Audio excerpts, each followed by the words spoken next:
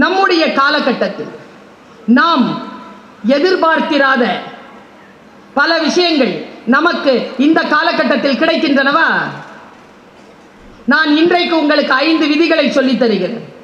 சூட்சுமமான விதி அது. நீங்க நினைக்கிறீங்களாப்பா இந்த பிரபஞ்சத்திற்கு ஒரு சக்தி இருக்குன்னு எத்தனை பேர் நம்புறீங்க? கடவுள் நம்பிக்கை இருக்கோ இல்லையோ, எண்ணம் இருக்குல்ல, எண்ணம் இருக்கு இல்லைங்க. எடுத்த காரியத்தை முடிப்பேன். உன் 5 நிமிடம் என்பது என் வாழ்க்கையில் நான் அடுத்தடுத்த புத்தகங்கள் எழுதுவதற்கு எனக்கு வேண்டும் என்று அபிதா நினைத்தார், வந்தார், எடுத்தார். அடுத்த நிலையிலே அவர் இன்னும் சிறப்பான புத்தகங்களை எடுத்து முன்னால் வைப்பார். இந்த ஆற்றல் நம்மில் எத்தனை பேருக்கு இருக்கு? நான் இப்படி சொல்றேன், இந்த பிரபஞ்ச சக்தி இருக்கிறது ரொம்ப வீரியமானது, ரொம்ப வீரியமானது, சும்மா கிடையாது. புத்தகங்களை வாசிக்கின்ற பொழுது யார் எழுத்தாளர் என்கிறீங்க நீங்க? எழுத்தாளர்களை இயற்கை தேர்ந்தெடுக்கிறது. இன்றைக்கு இந்த கூட்டத்திற்கு வந்துடவே முடியாதபடிக்கு எனக்கு பணி நெருக்கடி சூழல், வந்துடவே முடியாதபடிக்கு என்னுடைய ஷெட்யூல் கேட்டீங்கன்னா நீங்க என்னப்பா இப்படி அலையிறியப்பான்னு சொல்லுவீங்க. நேற்று சென்னை, அதற்கு முன்னால் கடலூர், அதற்கு முன்னால் மதுரை, அதற்கு முன்னால் திருவனந்தபுரம், அதற்கு முன்னால் பர்மா, எல்லாம் ஒரு வாரத்தில். இந்த வயதில் உங்கள் வீட்டு பெண்களை இந்த அளவிற்கு பயணம் செய்து இங்கே வந்து நின்று இப்படி ஓங்காரமா பேச சொல்லுங்க பார்ப்போம். நான் பேசுவது என் சக்தி நிலை இல்லை. நான் சொல்லட்டுமா யார் சக்தி நிலைன்னு? நீங்க நம்பினா நம்புங்க. என்னால் நின்று பேசிவிடவே முடியாது, ஓங்காரமாக ஒரு வார்த்தையும் வர முடியாது என்கின்ற சூழ்நிலை இருந்தாலும் இங்கே இந்த அவையில் யாரோ ஒருவர் தீவிரமாக யோசித்திருக்கிறீர்கள். பர்வீன் சுல்தானா வரணும், அவங்க பேசணும், அவங்க பேசுறத நான் உட்கார்ந்து கேட்கணும். முடிஞ்சது. பிரபஞ்சம் குறித்து கொண்டது. என்னை கொண்டு வந்து உங்கள் முன்னால் வீசி இருக்கு. இந்தா போ, பேசு போ. ஆற்றல் தானே நான் தருகிறேன், போ. புதிய புதிய செய்திகளை சொல். நான் ஒரு மிக முக்கியமான வார்த்தையை சொல்லுகிறேன். நான் படித்த புத்தகத்தில் இருந்து. சில புத்தகங்களுடைய தலைப்பை நடுங்க வைக்கோங்க. கெவின் மெக்கார்த்தி அப்படிங்கிற ஒருத்தன், அவன் எழுதினாங்க ஒரு புக்கு. எனக்கு தெரிஞ்சு இங்க இருக்கான்னு தெரியல, முடிஞ்ச ஆங்கில புத்தகம் அது, யாரேனும் மொழிபெயர்த்தால் நலம். அவன் எழுதுறாங்க, why good people always have the bad choices. ஏன் நல்லவர்கள் எப்பொழுதும் கெட்டதையே நாடுகிறார்? பெண்களுக்கு புரியுதா? ரொம்ப ஜெயிக்கிற பெண்களை பாருங்களேன், மோசமான கூட்டாளி வச்சிருப்பாங்க.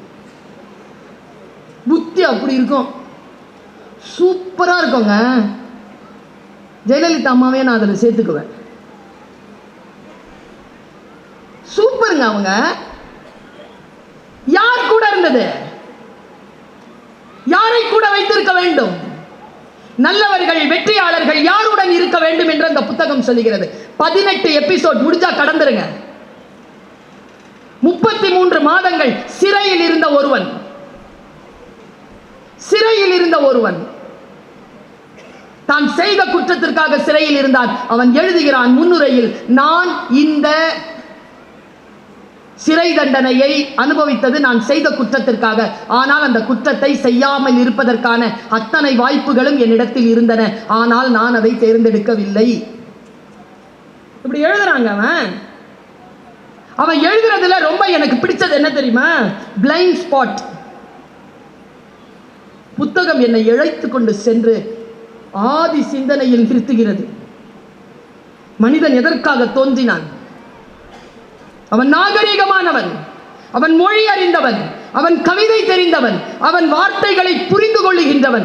அந்த ஆதி மனிதன், மொழியை உருவாக்கிய ஆதி மனிதன், அவன் சொல்றான் அந்த வார்த்தையை. அப்படியே கடத்துற, முடிஞ்சா புரிஞ்சுக்கோங்க. பர்வீன் சுல்தானா வாய்ஸ் என்ன தெரியுமா? சில பேருக்கு இந்த கடுமை பிடிக்காது. ஆனா ஐயா நான் சொல்றேன் ஐயா, என்னுடைய வாய்ஸ் 2 தான். ஒன்னு அம்மா வாய்ஸ், ஒன்னு டீச்சர் வாய்ஸ். ரெண்டும் எதுக்குமே அடங்காது, எதுக்குமே பயப்படாது. அதுக்கு நோக்கம் என்னன்னா தன் புள்ள நல்லா இருக்கணும், தான் ஸ்கூல் கிளாஸில் படிக்கிற பிள்ளைங்க நல்லபடியாக பாஸ் பண்ணணும், அவ்வளோதான். ரெண்டே நோக்கம்தான். வேறு எந்த நோக்கமும் தாய்க்கும் டீச்சருக்கும் கிடையவே கிடையாது. அந்த நோக்கம் தான் என்னுடைய டோன். ஒரு பிளைண்ட் ஸ்பாட்டை சொல்கிறாங்க. அவன் 18 எபிசோடு எழுதுறான். 18 எபிசோடும் கருப்பு புள்ளி அப்படின்ற ஒரு பொருளை பயன்படுத்துகிறான். கருப்பு புள்ளி, பிளைண்ட் ஸ்பாட். அதில் அவன் பட்டியல் போடுறான் பாருங்க. அந்த பட்டியலை எனக்கு பிடிச்ச ஒரு நாலு பட்டியலை மட்டும் சொல்கிறேன். செலிபிரிட்டி பிளைண்ட் ஸ்பாட் அப்படின்னா, சிவப்பா இருக்கிறவன் பொய் சொல்ல மாட்டான், இங்கிலீஷில் பேசுகிறவன் புத்திசாலி. இதெல்லாம் பிளைண்ட் ஸ்பாட். செலிபிரிட்டி பிளைண்ட் ஸ்பாட்ன்றது என்ன தெரியுமா? கடவுளே, நான் இருக்கிறேன். உங்கள் நகைகளை ஒரு நடிகை கை நிறைய தங்க நகை எடுத்து வச்சுக்கிட்டு ஏதோ வாங்க தான் சொல்லுதுன்னா இங்கே அடகு வையுங்கள். ஏம்மா, நீ இவ்வளோ நகையை வாங்குறதுக்கு நான் என் நகையை அங்கே போய் அடகு வைக்கவா? நான் இருக்கிறேன், இங்கே உங்கள் வீட்டை அடகு வையுங்கள். இன்னொருத்தர் அவர் என்ன இன்ஜினியரா? இந்த கம்பியை வாங்குங்கள், உங்கள் வீடு மிகச்சிறப்பாக கட்டப்படும். நீ என்ன இன்ஜினியரா? Celebrity blind spot. செலிபிரிட்டியா இருக்கிறவங்க ஏதாவது சொன்னாங்கன்னா அது உண்மைன்னு நம்புறது இருக்குல்ல, அந்த நம்பிக்கையிலிருந்து, அந்த பிளைண்ட் ஸ்பாட்டில் இருந்து என் தமிழக மக்களே வெளியேறுங்கள், வெளியேறுங்கள். யார் எதை சொன்னாலும், சினிமாவில் சொன்னா, காலேஜ் ஸ்டூடெண்ட்ஸ் இருக்கிறீங்கள, பல நேரங்களில் நாம் செய்யக்கூடிய மிகப்பெரிய பிழைகள் இந்த பிளைண்ட் ஸ்பாட்ல மாட்டிக்குது போய். ஐயோ, காலேஜ் இப்படிதான் இருக்குமா? காலேஜ் டீச்சர்லாம் சினிமாவில் யாருங்கிறீங்க? நயன்தாரா மேடம், சாய் பல்லவி மேடம், இவங்க தானே டீச்சரு.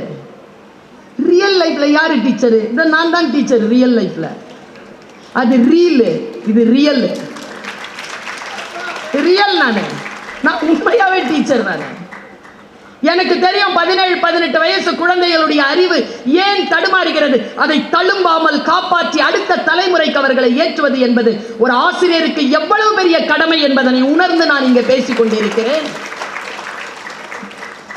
குழந்தைகளே, புத்தகத்தை வாசிக்கிற பழக்கம் இருந்தால் நிதானம் வரும். எதையும் அது அப்படின்னு சொல்ல மாட்டேன், புரிஞ்சுக்குவேன். ரியாக்டே பண்ண மாட்டேன், ரெஸ்பாண்ட் தான் பண்ணுவேன். ஒன்றை புரிந்துகொள்.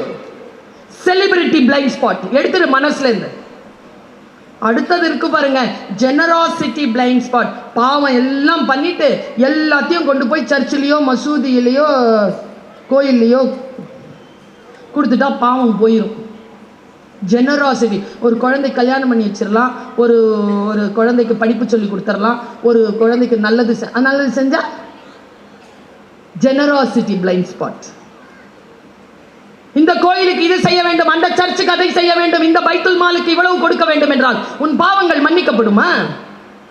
Generosity blind spot. அடுத்து சொல்றான் பாருங்க, பெண்களே, ஜெண்டர் பய பிளைண்ட் ஸ்பாட். ஜெண்டர், அது பொம்பளை பிள்ளை, அது செய்யாது, சூப்பரா செய்யும், சூப்பரா செய்யும், பொய்யே சொல்லாது, சூப்பரா சொல்லும். 4 பேரோட சேர்ந்து தான் அது கெட்டு போகுது. 4 பேருக்கு லீடரே அதுதான். நாங்கள் அந்த காலேஜ்ல இருந்து தானே வரோம். Blind spot. உங்க எல்லாருக்குமே சொல்றேன், இந்த பிளைண்ட் ஸ்பாட் தெரிந்ததனால் சொல்லுகிறேன். பெண் குழந்தைகளே, கவனம். ஏன் கவனம் என்கிறேன் தெரியுமா? நம்ம எல்லாருக்குமே வீட்டில் எல்லா பசங்களுக்கும் சாக்லேட் கிடைக்குதுன்னா நமக்கு மட்டும் எக்ஸ்ட்ரா சாக்லேட் கிடைக்கும். பெண் குழந்தைங்கிறதுனால வீட்டில் இந்த ஜெனரேஷனில் சொல்கிறேன், நமக்கெல்லாம் கிடைக்கல. இந்த ஜெனரேஷன் குழந்தைங்களுக்கு எக்ஸ்ட்ரா சாக்லேட் கிடைக்குது. இந்த பழக்கத்தில் என்ன பண்ணுதுங்க, வெளியில் போய் அதே எக்ஸ்ட்ரா சாக்லேட்டை எக்ஸ்பெக்ட் பண்ணுதுங்க. வீட்டில் இருக்கிற பெற்றோர்கள் எக்ஸ்ட்ரா சாக்லேட் கொடுத்தா அதுக்கு அன்பு மட்டும்தான் காரணம். வெளியில் இருக்கிறவன் உனக்கு எக்ஸ்ட்ரா சாக்லேட் கொடுத்தால் அவனுக்கு என்று மறைமுகமாக சில தவறான எதிர்பார்ப்புகள் உண்டு என்பதனை நீ புரிந்து கொள். Don't expect extra chocolate outside. Blind spot, gender blind spot, biased blind spot. அவன் அடுக்குகிறான், நான் யோசிக்கிறேன். புத்தகங்கள் என்னை சீர்படுத்துகின்றன, என்னை வழிபடுத்துகின்றன. இந்த பிரபஞ்சத்தில் நாம் எதை செய்தாலும் அது நமக்கே திரும்பி வந்து சேரும். நாமே பொறுப்பு. நீங்க எதை செய்றீங்களோ அது உங்களுக்கு வரும். நாம் செய்யும் தவறுகளை பெரியவர்கள் மன்னிக்கலாம், தவறுகள் நம்மை மன்னிப்பதில்லை. அதை புரிஞ்சுக்கணும்.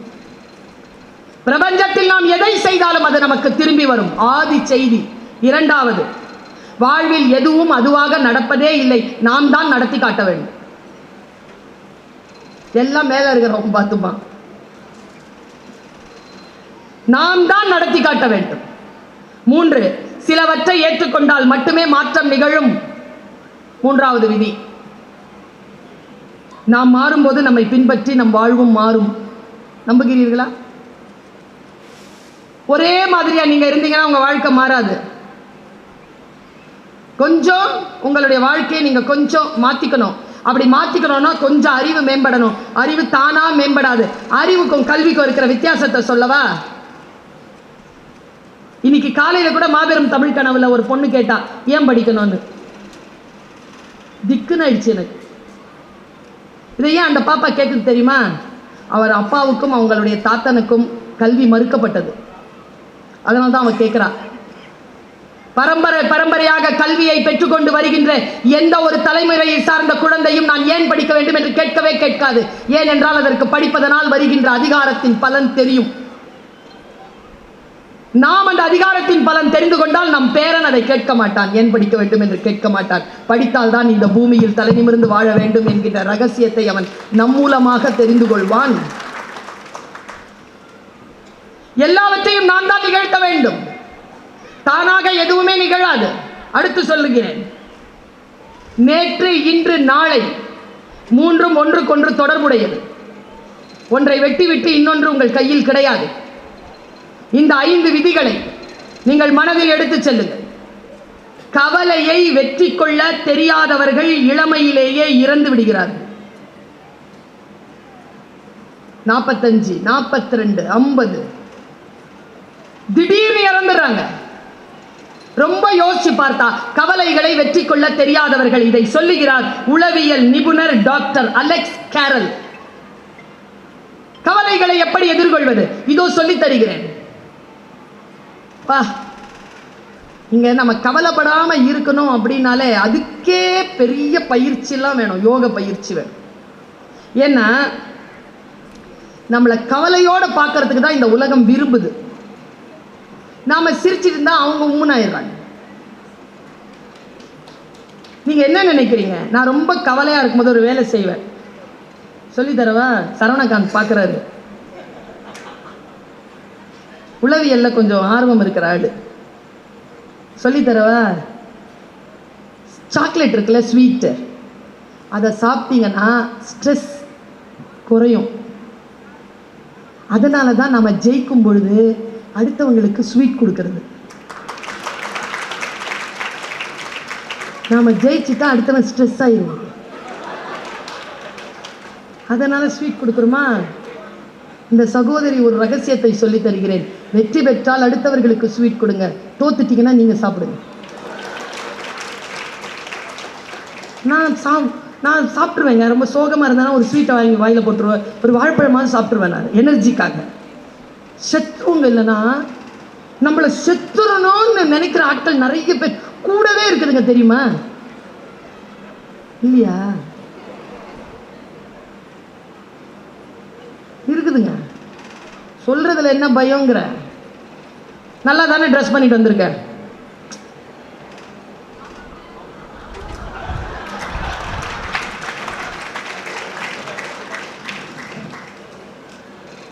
காலையில் 7 மணிக்கு ட்ரெஸ் பண்ணது. நிறைய ப்ரோக்ராம் முடிச்சுட்டு 3வது ப்ரோக்ராம் வந்திருக்கிறேன். இப்போவே ஓரளவு ஃப்ரெஷ்ஷாக இருக்கிறேன்னா, காலேஜில் 7:45 மணிக்கு சைன் பண்ணும்போது எப்படி போவேன்? வீட்டிலேருந்து வானத்துலேருந்து பராசக்தி இறங்குற மாதிரி இறங்குவேன். அப்படி கும்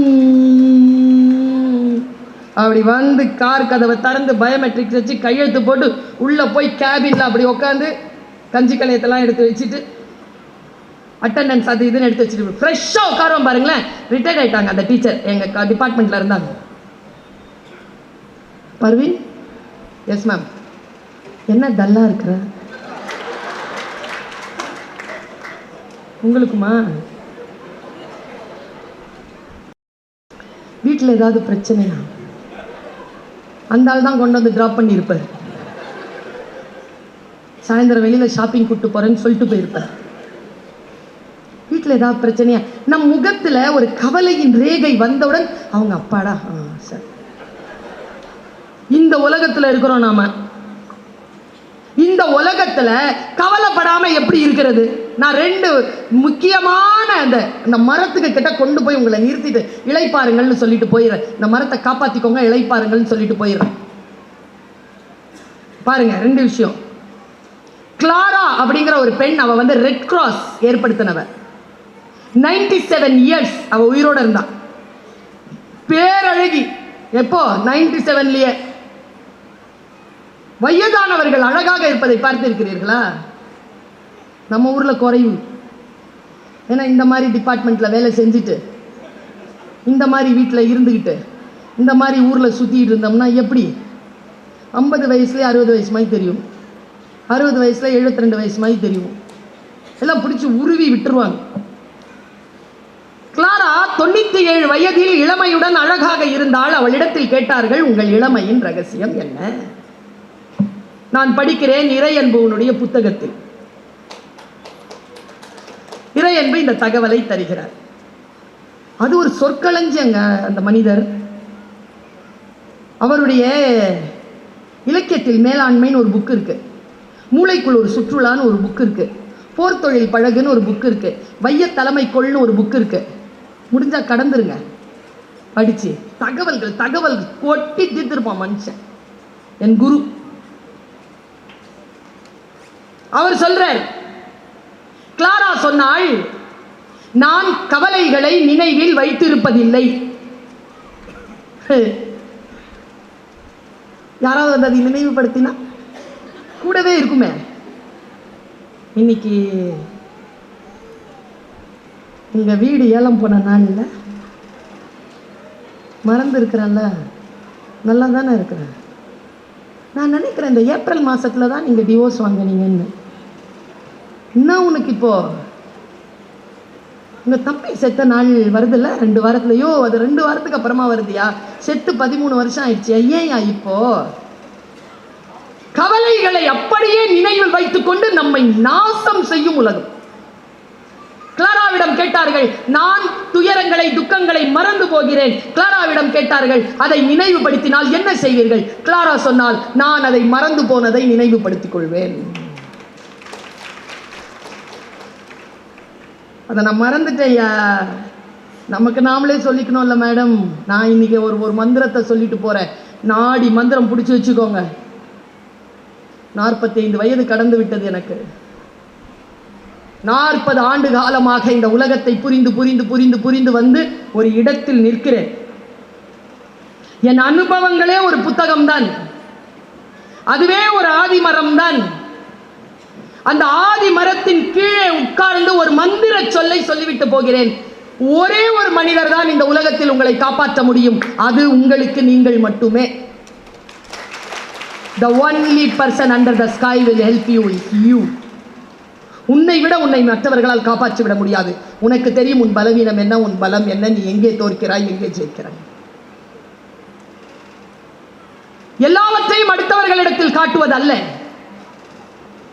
கவலை கொள்ளாதிருங்கள். இந்த கவலை கொள்றது, நான் இதை சொல்லி இருக்கிறேன், நினைவுபடுத்துறேன். ஒரு காட்டுல இப்போ நம்ம கூட இருக்கிறவங்களுக்கு எப்படிங்க நம்ம தெரிஞ்சுக்கிறது நம்ம நல்லவங்களா இல்லையா? கஷ்டம் இல்லை மேடம், பட்டு தெரிஞ்சாதான் தெரியுதுல்ல.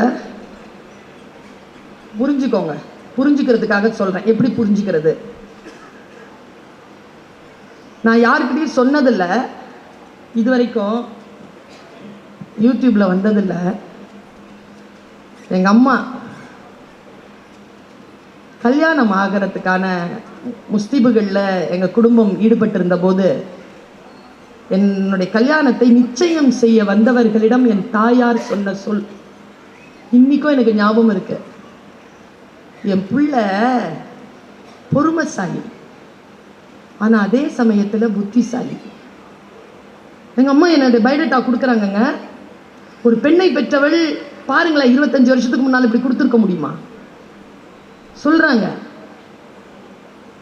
என் மகள் பொறுமைசாலி ஆனால் புத்திசாலி, பாம்பு புத்துல போட்டாலும் வாழ்ந்துட்டு வந்துருவா.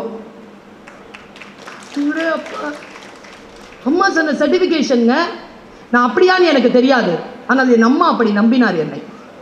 பாருங்க, எப்படி எப்படி நம் வாழ்க்கையை நாம் கவலைகள் இல்லாமல் எப்படி வாழ்வது என்பதனை புத்தகங்களின் மூலமாகவும் அனுபவத்தின் மூலமாகவும் நான் தெரிந்ததை உங்களிடத்தில் கடத்தி விட்டு போகிறேன். பெரிய மழை, காடு, காட்டாறு ஓடுகிறது, எதிர்பார்க்கல எந்த உயிரினமும். அதுல ஒரு தேள் அடிச்சுக்கிட்டு வருது ஆத்துல. பாறையில பட்டு தெரிச்சு அப்படி நிக்குது, உயிர் போகல. பக்கத்துல பாக்குது, அங்க ஒரு தவளை உட்கார்ந்துட்டு. தவளைக்கு நீந்தவும் தெரியும், நடக்கவும் தெரியும். அது எங்கேயும் இருக்கும். நாம தான் அந்த தவளை. வெள்ளம் வந்தா என்ன, எது வந்தா என்ன, உயிரோடு இருக்கிறோம்ல, சூப்பர் அப்படின்னு நினைக்கிற ஒரு தவளை. அது உட்கார்ந்துட்டு இருக்கும்போது தேள் சொல்லுது, மிஸ்டர் தவளை, தேள் கிட்ட, கொட்டிடாத, ஜாகிரதையா கூட்டிட்டு போய் விட்டுறேன், எனக்கு நீந்த தெரியும், ப்ளீஸ் ஹோல்ட் யுவர் செல்ஃப், கொட்டாத. அது கொடுக்க எடுத்துருச்சு. தாங்க 2 அடியில ஆறு கடந்துருச்சுங்க. 2 அடிக்குள்ள கொட்டிருச்சுங்க தலையில டொங்குன்னு. இப்போ தேள் முழுகுது, தவளையும் முழுகுது. நாம இல்லைன்னா தவளை. நம்ம என்ன சொல்லுவோம்? டைலாக்க நான் சொல்லவா? உன் வழிக்கு நான் வந்தனா, நீ தானே என் வழிக்கு வந்த, என்னை காப்பாத்துன்னு சொன்ன, நான் காப்பாற்ற தானே செஞ்சேன். ப்ராமிஸ் பண்ணல கொட்ட மாட்டேன்னு, ஏன் கொட்டின? நீ ஏன் சவர, நானும் சவரம் பாரு, உனக்கு ஹெல்ப் பண்ணி எனக்கு இந்த சாவு தேவையா அப்படின்னு சொல்லிட்டே மூழ்கிருச்சு. அது சொன்ன டைலாக் இல்லை இப்போ நீங்கள் வீட்டுக்கு கொண்டு போகிற டைலாக். தேள் சொன்ன டைலாக் தான் இம்பார்ட்டன்ட். தேள் சொல்லிச்சு, கொட்டணும்னு கொட்டலை, கொட்டுறது என் இயல்பு. இதில் நம்ம என்ன கற்றுக்குறோம் தெரியுமா? கூட இருக்கிறது தேளா பாம்பா? இப்போ தேள்னு நான் தவளைன்னு சொன்னது நாம, தேள்னு சொன்னது நாம தேள் இல்லை, நம்மளை பெத்தது, நாம பெத்தது, நமக்கு வாச்சது, அந்த வாச்சதுக்கு வாச்சது, வேலையில வந்து சேர்றது, சேர்றதுலாம் வந்து சேர்றது, இது எல்லாம் தான் அந்த தேள். கூட இருக்கிறது தேளா பாம்பா பன்னியா என்ன மிருகம்னு தெரிஞ்சிருச்சுன்னா முதுகுல ஏத்திக்க மாட்டோம்ல. இவ்வளவுதான் நான் கத்துக்கிட்ட பாடம். நீ எங்க இருக்கிறியோ இரு, கூட நடக்கிறியா நடு. இந்த உலகம் தேளுக்குமானது, தவளைக்குமானது, என் முதுகில் ஏறிக்கொள்ளாது. இந்த தெளிவு இருக்கின்ற பொழுது வாழ்க்கையில் சில கவலைகள் தீரும். கவலைகளை வெற்றி கொள்ள தெரியாதவர்கள் இளமையிலேயே செத்து போகிறார்கள். இப்போ அரபியில் என்ன கிடைக்குது நமக்கு? அரபி மொழியில் என்ன கிடைக்குது? படிக்கிற புனித புத்தகம் என்ன கிடைக்குது? குரான் கிடைக்குதா? சமஸ்கிருதத்தில் என்ன கிடைக்குது? கீதை கிடைக்குதா? பகவத்கீதை கிடைக்குதா? இப்போ 2 வேற மொழின்னு வச்சுக்கோங்க. இப்போ தமிழுக்கு நான் வரவே இல்லை. காலுக்கு கீழே ஏதோ அரபியிலையோ இல்லை சமஸ்கிருதத்திலையோ ஏதோ எழுதி கிடக்குது, நீங்க மிதிச்சிட்டீங்க. நீங்க என்ன பண்ணுவீங்க? எடுத்து தொட்டு கும்பிடுவீங்க. என்ன நினைச்சிட்டு தொட்டு கும்பிட்டீங்க? என்ன நினைச்சு தொட்டு கும்பிட்டீங்க? அது புனித நூலில் இருந்து ஏதேனும் ஒரு வாசகம் இருக்கிறது, அதை மிதித்து விட்டோமே என்ற பதட்டத்தில். அதுல யாரோ ஒரு சில்மிஷக்காரன், அரபி தெரிந்தவர் அல்லது சமஸ்கிருதம் தெரிந்தவர், ஒரு கெட்ட வார்த்தை எழுதி போட்டிருந்தாருன்னு வச்சுக்கோங்க. என்ன பண்ணுவீங்க? தொட்டு தான் கும்பிடுவீங்க. ஏன்னா நமக்கு பொருள் தெரியாது, எழுத்து தான் தெரியும். அதனால தான் சொல்றது படிக்கணும், புரிஞ்சு படிக்கணும். படிச்சாதான் எதை தொட்டு கும்பிடுறது, எதை கிழிச்சு நெருப்புல போடுறதுங்கிறது நமக்கு புரிந்து போகும். எல்லா புத்தகங்களும் தொட்டு கும்பிடுகின்ற புத்தகங்கள் இல்லை. புத்தகங்கள் என்றது ஆயுதம் தெரியுமா உங்களுக்கு? பெரிய ஆயுதம் அது. இந்த புத்தகத்திற்கான ஆயுதங்களை கையில் எடுத்து இருக்கக்கூடிய மதங்களை நான் பேசினேன்னு வச்சுக்கங்க, ரொம்ப ஆச்சரியப்பட்டு போவீங்க. ஒவ்வொரு மதத்தையும் எடுத்துக்கோங்க, எக்ஸ்க்ளூசிவா எடுத்துக்கோங்க, எல்லா மதத்தையும் எடுத்துக்கோங்க. எல்லா மதத்தையும் எடுத்து பார்த்தீங்கன்னா நூல்கள் தான் அந்த மதங்களுக்கு ஆயுதம். இஸ்லாம்னா சொல்லிட்டோம் நம்ம குரான், கிறிஸ்துவம்னா பைபிள், இந்து மதம் என்றால் ராமாயணம், மகாபாரதம், திவ்ய பிரபந்தங்கள், உபனிஷதங்கள், ரிக் யஜுர் சாம மதர்வன வேதங்கள். ஒரு மதம் ஒரு சமூகத்தில் பரவ வேண்டும் என்றால் அந்த பரவுவதற்கு அந்த மதம் கையில் எடுத்துக்கொண்ட ஆயுதம் புத்தகம். புத்தகம் இல்லாமல் எந்த மதத்தையும் நீங்கள் பரப்பிவிட முடியாது. நான் சொல்ல விட்டுமா தமிழர்களின் ஆயுதம் எது என்று? திருக்குறள் என்கின்ற ஒற்றை புத்தகம் தான் தமிழர்களே நம்முடைய ஆயுதம்.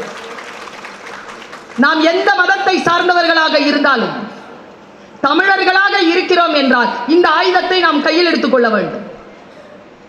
வாசிக்க வாசிக்க நமக்கு சில விஷயங்கள் வெளிச்சமாகின்றன. ஒன்றும் இல்லை, எங்க ஐயா வலம்புரி ஜான் சொல்லுவார், எது தெரியுமா நல்ல புத்தகம்? நீ படிக்கும் பொழுதெல்லாம் நீ புரட்டி புரட்டி படிக்கிறிய, அது நல்ல புத்தகம் இல்லை. படிக்கும் பொழுதெல்லாம் உன்னை எந்த புத்தகம் புரட்டி புரட்டி போடுதோ அதுதான் நல்ல புத்தகம்னு அவர் சொல்வார். என்னை புரட்டி போடுகின்ற புத்தகத்தை நான் தேடியபடி இருக்கிறேன், நான் வாசித்தபடி இருக்கிறேன். ஏதேனும் ஒரு நூலிலே இருக்கக்கூடிய ஒரு சொல் எனக்கு புலகாங்கிதத்தை கொடுத்து விட்டால், உள்ளே ஒரு பரவச நிலையை கொடுத்து விட்டால், நான் அந்த சொல்லோடு பல மணி நேரங்கள் உட்கார்ந்து விடுகிறேன். ஒன்றும் இல்லை, இந்த நூல் அறிவு என்ன செய்யும் தெரியுமா? இந்த மிகப்பெரிய அந்த ஆதி மரத்தை, நான் பார்த்து வியக்கக்கூடிய அந்த புத்தகத்தை, அதில் மறைந்து இருக்கக்கூடிய சொற்களை நான் வாசித்து பொருள் புரிகின்ற பொழுது என்னுடைய உயரம் நான் பார்ப்பதற்கு முடியாதபடிக்கு உயர்ந்து நிற்கிறது. வங்காரி மாதா என்று ஒரு பெண், நோபல் பரிசு கிடைத்தது அவளுக்கு, காடு வளர்த்தாள் என்பதற்காக. அவளுடைய இன்டர்வியூவை நான் கேட்டேன். இப்போ அவங்க உயிரோட இல்லை. அவங்க பேசின அந்த பேச்சு கொஞ்ச நேரம் தான். அவங்க ஆப்பிரிக்கன் லேடி, அந்த மொழியில், அந்த பழங்குடி மொழியில் பேசுகிறாங்க. கீழே இங்கிலீஷில் டிரான்ஸ்லேஷன். அவங்க குரூப்பில் இருக்கிற எல்லாரும் கேட்குறாங்க, நீ போய் ப்ரைஸ் வாங்கினியே, நான் இதை அப்படியே சொல்லிடுறேன், சொல் அவளுடையது, பொருள் உங்களுடையது. அந்த சொல்லை நீங்கள் சரியாக புரிந்து கொண்டால் நீங்கள் பாக்கியசாலிகள். பொருள் மீது எந்த கண்ட்ரோலும் கிடையாது. நாம எப்படி வேணாலும் அதை புரிஞ்சுக்கலாம். பாருங்க, அவ சொன்ன வார்த்தை, அவ கிட்ட இருக்கிற ஒரு தோழி கேட்கிறா, நோபல் பரிசுல என்ன கொடுப்பாங்க? அந்த பழங்குடி பெண்ணுக்கு வங்காரி மாதாய் சொன்னாங்க, நிறைய காசு கொடுப்பாங்க. சிரிச்சுக்கிட்டே அந்த பழங்குடி பெண் சொல்றா, இந்த காசை வச்சுக்கிட்டு என்ன பண்றதா? இவ்வளவுதான் செய்தி. காசை வச்சுட்டு ஒன்றும் பண்ண முடியாது, மரம் வளர்த்தால் ஏதேனும் செய்யலாம் என்று அந்த பழங்குடி பெண் சொல்கிறார். இவ்வளவுதான் செய்தி. நீங்க எப்படி அதை புரிஞ்சுக்கிறீங்களோ புரிஞ்சுக்கோங்க. பாருங்க, நான் ஒரு புத்தகத்தை வாசிக்கிறேன், அந்த புத்தகம் என்னை வேறு நிலையில் என்னை விழிக்க வைக்கிறது. என் மகனை நான் எப்படி வளர்ப்பது என்கின்ற விழிப்புணர்வை எனக்கு கொடுக்கிறது. இன்னைக்கு இந்த ஜெனரேஷன் இருக்கிறோம்ல, மிக பெரிய சபிக்கப்பட்டவர்கள் நாம் எல்லாம். நான் இதை சொல்கிறேன்னு நீங்கள் ஒன்றும் வருத்தப்படாதீங்க.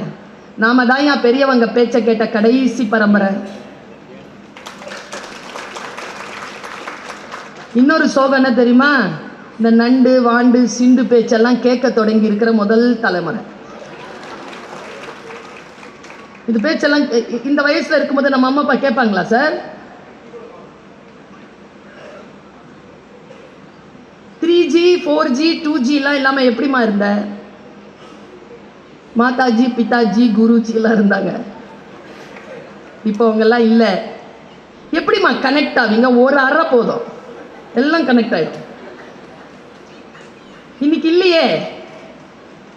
இன்றைக்கு கண்டிப்பு இல்லை, அன்பு இல்லை, பாசம் இல்லை. ஏனென்றால் வாழ்க்கையின் போக்கு மாறி இருக்கிறது.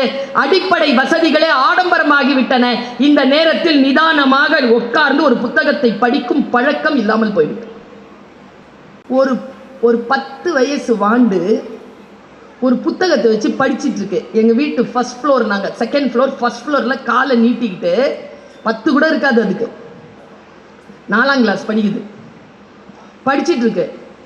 புக்கு பேரை பார்த்தீங்கன்னா ஆச்சரியப்பட்டு போவீங்க. பிள்ளைகளை வளர்ப்பது எப்படி நடந்தது.